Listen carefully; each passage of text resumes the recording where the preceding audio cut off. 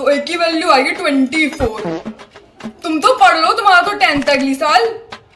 पढ़ लो तुम सब। और ऑफलाइन पढ़ना, ऑनलाइन पढ़ने की कोई जरूरत नहीं है। ऑनलाइन ने वैसे ही करियर बर्बाद कर दिया है बच्चों का।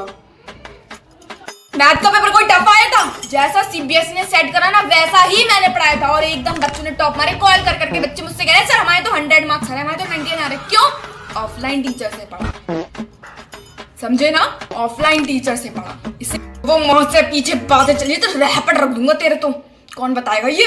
कौन बताएगा? तुम्हारा ऑफलाइन टीचर ये तो बताने वाला है, या ऑनलाइन टीचर तुम्हारा स्क्रीन से हाथ बाहर निकाल के थप्पड़ मार के कहेगा कि पढ़ लो पढ़ लो पढ़ लो। ऑफलाइन टीचर बेस्ट होते हैं। क्या मैं ऑनलाइन पढ़ाना स्टार्ट कर दूं, मेरे घर में अवार्ड ही अवार्ड हो जाएंगे। मैं बस फर्क इतना है, वो ऑनलाइन पेपर लीक कर रहा है, मैं ऑफलाइन कर रहा हूँ। बस फर्क इतना है, ठीक है ना? ऑफलाइन पढ़ो, डिस्ट्रिक्ट में ही नहीं कंट्री में टॉप मारोगे।